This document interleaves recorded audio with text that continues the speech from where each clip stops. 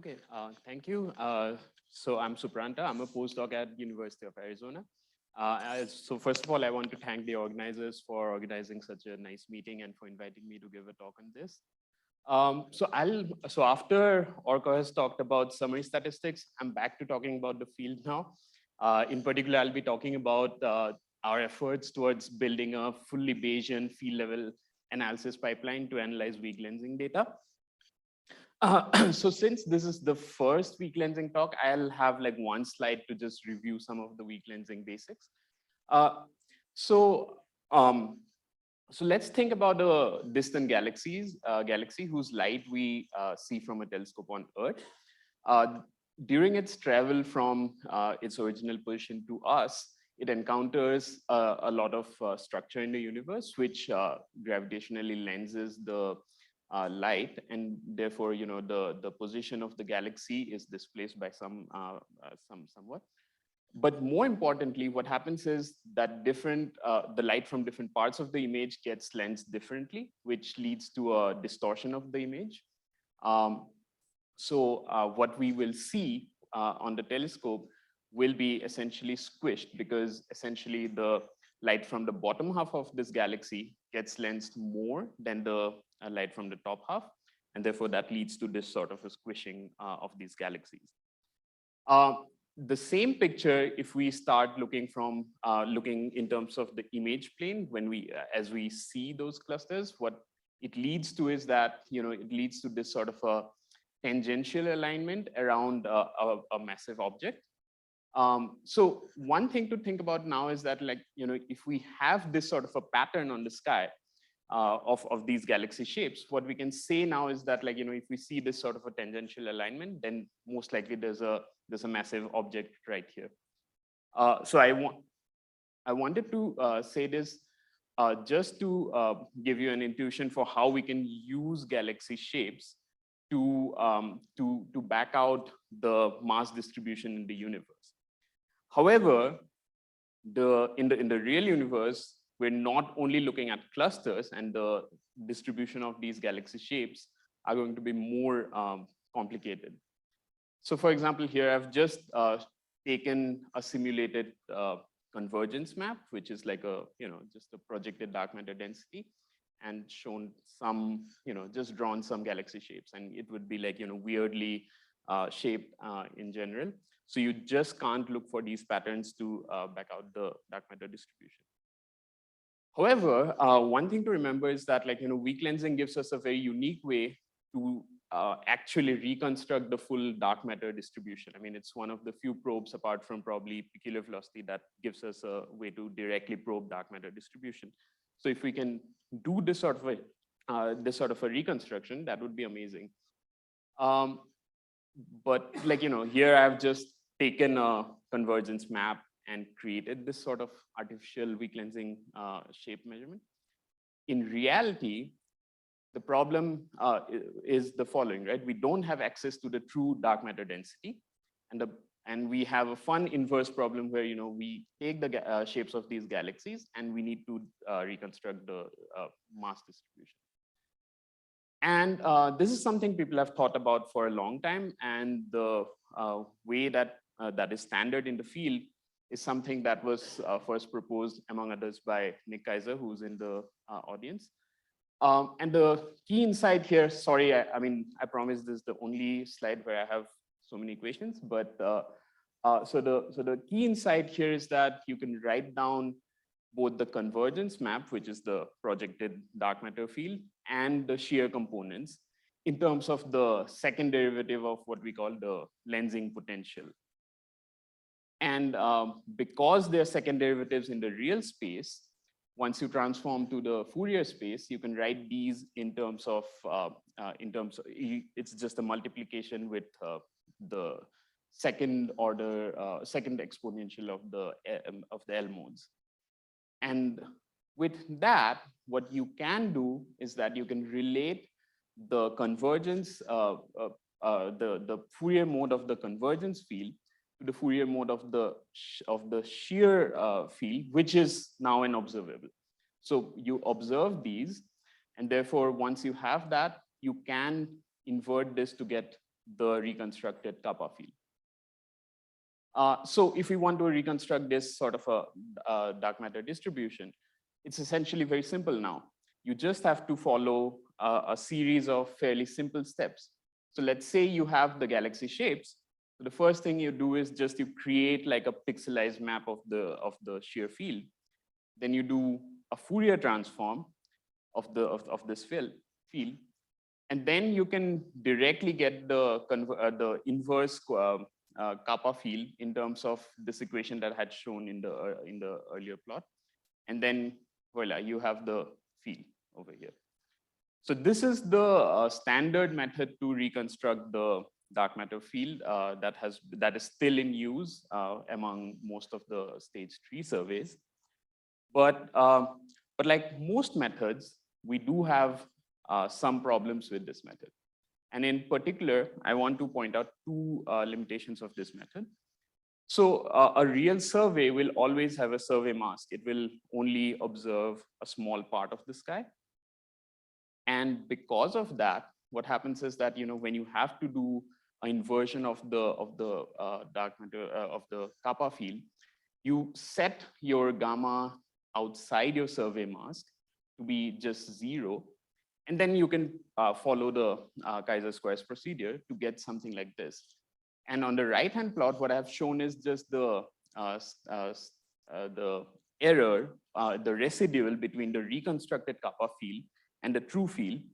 And because you have this sort of a boundary effect, you see that, you know, you get a biased reconstruction around the survey mask. So this is just a, you know, masking effect that you will always face if you're doing this sort of an inverse method. And the other problem is that, you know, and this is not a limitation only of the Kaiser-Squires, but all the mass mapping methods that were used, for example, in the dark energy year 3 mass mapping paper, the reconstructed maps would not have the correct statistics. So here on the top, in gray are the 1-point statistics for a mock field on which they have reconstructed their, on which they have used their 4 different reconstruction methods. And as you can see, none of them give the correct 1-point function. And not just the 1-point function, but also the 2-point function that you get of these reconstructed maps are completely wrong. So this is just plotting the ratio of CL to CL input, which essentially, if you get an unbiased reconstruction, it should just look like 1. So, so I want to talk about a method that we believe that can, you know, overcome both of these limitations, and hopefully we'll do more. But before talking about the method, I want to talk about a key distinction between how we actually tackle an inverse problem. So what we're talking about right now is an inverse problem where we have an observed shear field and we want to back out an unobserved kappa field. So there are essentially two categories on which we can classify these methods. One is a direct inversion where you take the data and then you have some sort of inversion model like the, you know, Kaiser-Squires inversion. And then with that, you get a solution for your latent field. The other way is a more forward model method, where what you do is you start off with some guess for your latent field, like say the kappa field, you start with a guess. You have a generative model for what that kappa field should give in terms of the shear. And then you compare that with the actual observed data, and then you iterate to, you know, update your latent field. And once you do it in some way, you get a best fit or a sample of good maps. And that's the approach that I'm going to be talking about in this talk. And this sort of a method has sort of become, you know, become quite popular in doing cosmological analysis. And essentially the way it works is just the way I mentioned, but like there's also the Bayesian aspect to it, where, you know, what you do is you start off with some latent field and then you completely forward model your data. Then you compare them at the field level, and essentially you run a full MCMC on this high dimensional latent space. This sort of a method has been proposed for analyzing CMB lensing data, peculiar velocity data, and a lot more. For our lensing work, what we have focused on right now is just using a log normal prior. I will talk about some updates to that later on. But in general, to do this sort of a forward modeled approach, you need essentially three things. One, you need, of course, a probability model where you decompose the posterior in terms of the likelihood and the prior. So you need to impose a prior on your latent field. In our case, that latent field is convergence, and we have just modeled this prior as a multivariate log normal field.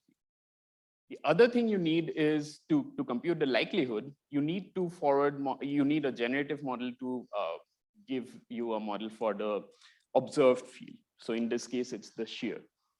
And one thing I'll just notice is that in our code, what we have done is we have written this code entirely in this package called JAX, where you can just write down everything using their custom package, so that when you're finally doing your MCMC, there you need your gradients, and you don't need to do any manual calculation. You can just get each of these are differentiable functions, so you can just take the automatic differentiation to get the derivative with respect to the field, to the latent field.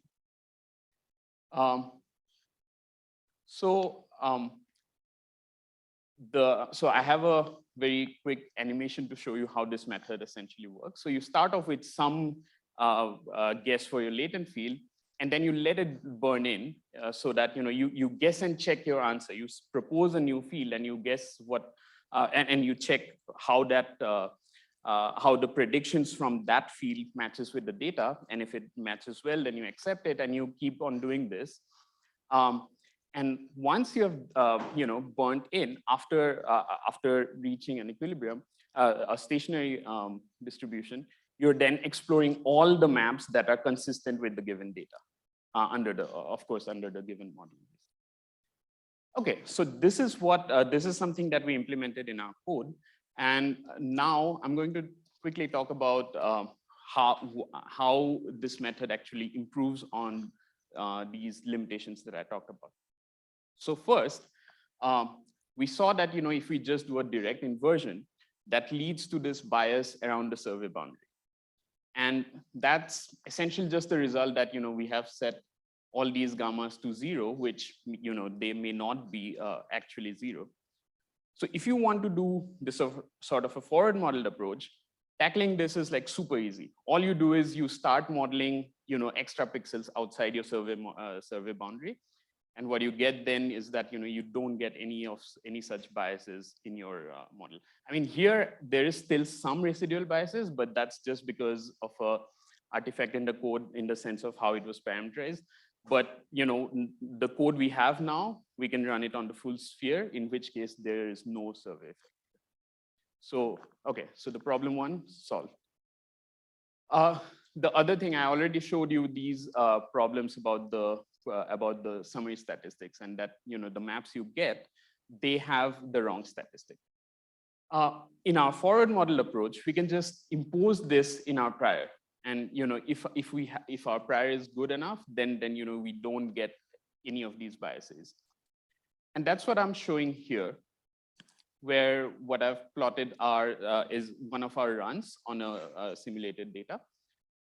So this is just a simplified 2 redshift bin result. So I have here like the correlation function. These dotted lines show the true correlation function for my mock maps, and then these shaded regions show. Okay, so I have because I'm running this MCMC, I have a library of map, and so I can calculate the uncertainty.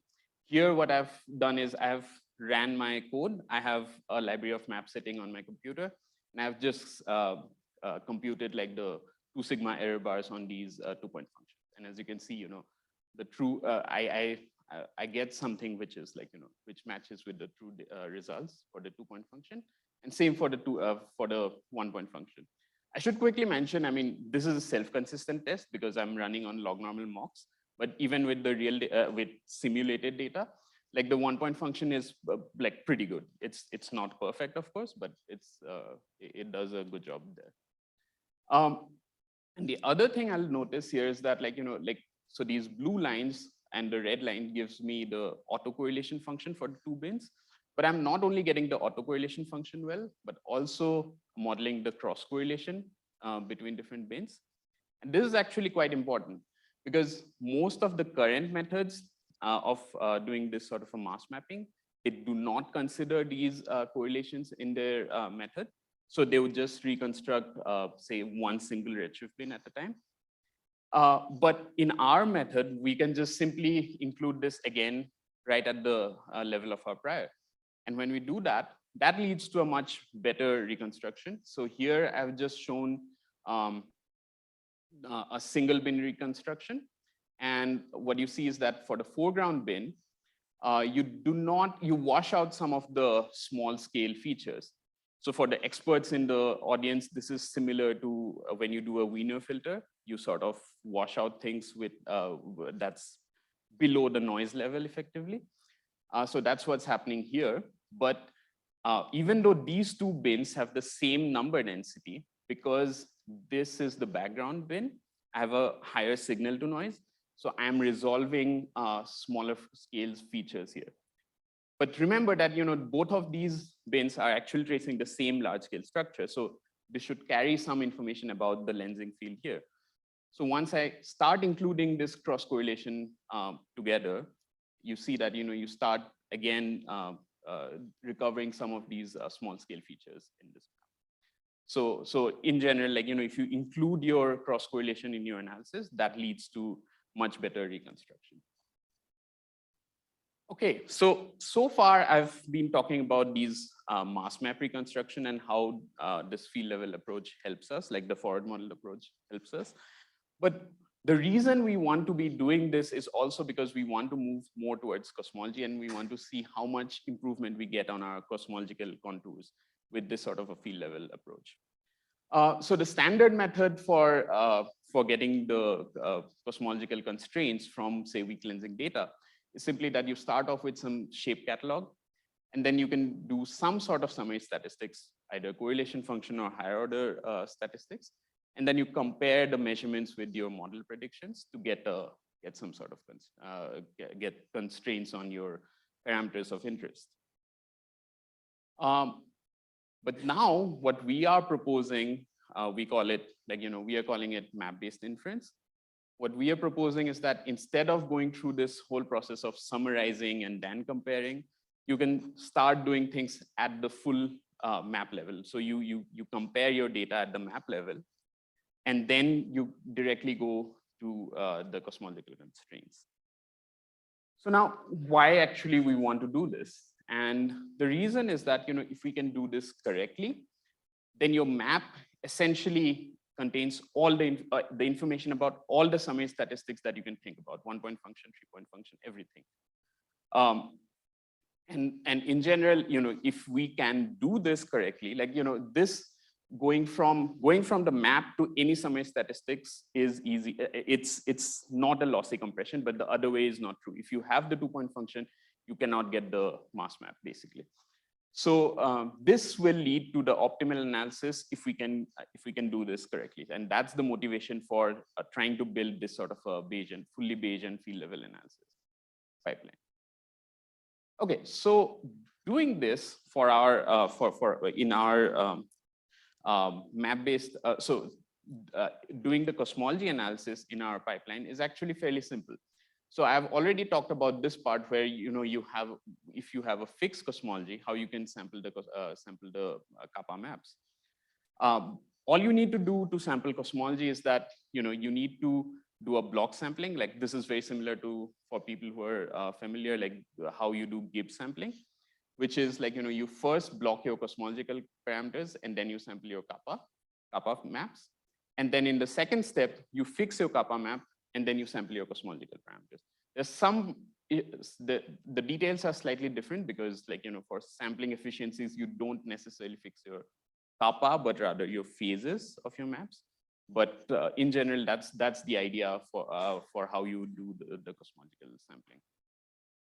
We have done this And we have actually also validated our code with analytical code. So for if you're doing this sort of stuff on Gaussian maps, you can actually analytically marginalize out the maps entirely. And here I'm showing a comparison of the analytical posterior in these black contours and the red contours, which are like the HMC code. And as you can see, they match like perfectly. I mean, this was really good to see, and we have sort of validated our code. So, I mean, we cannot do this really for log normal maps, which is what we're using. But if you do this, I mean, this gives us some confidence that our, that complicated machine is working as we want it to work. Now we have used this machine now to just do some forecasts for LSST year 1 and how much you gain with weak lensing at a given. So these are all forecasts made at a scale of like 10 arc minutes. So which is where, I mean, we stopped at 10 arc minutes, partly because below that baryons will be impacting our data, and secondly also log normal model will start to fail around that scale. But what you can see even at those scales is that your our map-based inference leads to a much stronger constraints on the cosmological parameters compared to the power spectrum. For I think the dark energy equation of state, I think it leads to something like 2.5 times improvement compared to power spectrum sort of analysis. However, one thing to note is that this sort of an improvement we do not see if we are just doing a lambda CDM analysis. If we simply do a lambda CDM analysis, you only get like you break the degeneracy along this line, but the improvement is not that much. Okay, so finally, I think I can almost hear some of you asking this question that I've only stuck to the log normal priors, which will break at some point. Are we building anything that we can trust later on? And yes, I mean, that's true that log normal models will break down on small scales. And I mean, it's still a good model at the scales we're focusing on right now, but it will break down on small scales. But there, another thing, one of the students' peer who has been working on this showed is that you can improve these maps a lot by using these generative AI models called GANs. That's called, GAN is the short form for generative adversarial networks. And what we do is a more physically motivated design of this GAN, where we don't necessarily just put in some noise and get some map. Essentially, what we are using our GAN to learn is just the transformation from a log normal field, which is almost close to a true simulation quality map, but like the details on small scales are different, and that's all the GAN learns. And and one thing I have not mentioned here is that like the neural network that is used in this part is like a very small network. I think it has less than 1,000 parameters, which for people who are doing machine learning will realize that it's like a super small network. But even that actually does really well.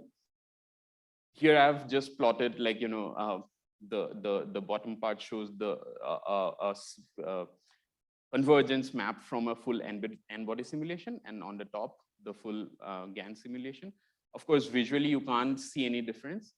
I had a plot, but I think it's in the extra slides, which I can show later, which also compares a lot of these non-Gaussian statistics, and you basically see no difference between the n-body code and the GAN code. So essentially, once you have trained your GAN, you can create simulation quality convergence maps for free, like in seconds, basically. So yeah, I think this is where I'll stop. Essentially, just to give some of the summary of what I've talked about. I mean, I talked about the mass mapping aspect of this forward model analysis, which also leads to a lot of improvement in our cosmology inference. And finally, we can also go further, like to improve our priors using these generative machine learning methods like GANs, and it could be other methods as well. So yeah, thank you.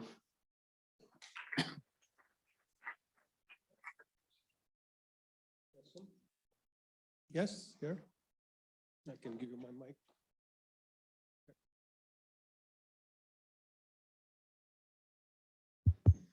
Yeah, I was wondering if you could go back to your plot where you showed the unbiased survey mask. And my question was just, yes, this one. Do you have a plot of the standard deviation as well? I was just wondering to what extent your reconstruction allows you to constrain data which is outside, constrain information outside the original data set. Yeah, that's a great question. We didn't make that plot, but I know that, like, so for example, there are things that does similar things with the 3D initial condition reconstruction sort of a thing. I have seen people show these plots where, you know, you have two clusters and then there's a survey mask that runs through the middle, but there was like a filament in the middle. So you don't have any data in the middle, but like just from the placement of like two clusters, you can sort of reconstruct that there was a filament there, for example. Yeah, because presumably there is some correlation embedded in this, which could tell you information outside where the data is. No, definitely. I mean, that's a great question. And I think you can do that, but I mean, yeah, we didn't really go into that.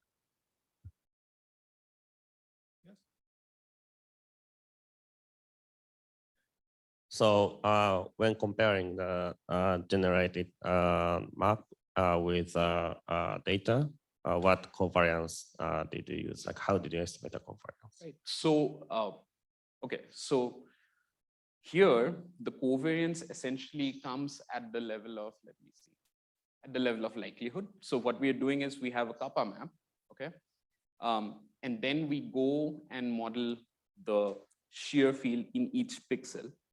And then my likelihood essentially just compares the likelihood at that pixel. We have assumed for now that the shear field in each pixel is essentially uncorrelated, which is a good approximation if you don't have IA and so on. Because like the correlation is already taken care of at the level of the kappa field. So you do have the correlations built into your kappa field. Okay, so cosmological, I mean, correlation caused by cosmology is already taken into account. Sorry? Covariance caused by cosmology, it's already taken into account. Exactly. So that's one good thing about this, right? You know, you don't necessarily need to get the covariance of the power spectrum and everything, like, you know. I see. So you just need the shape noise essentially. Yeah. That's good. Yeah. Okay, if there's nothing else, let's thank Supranta again. Okay.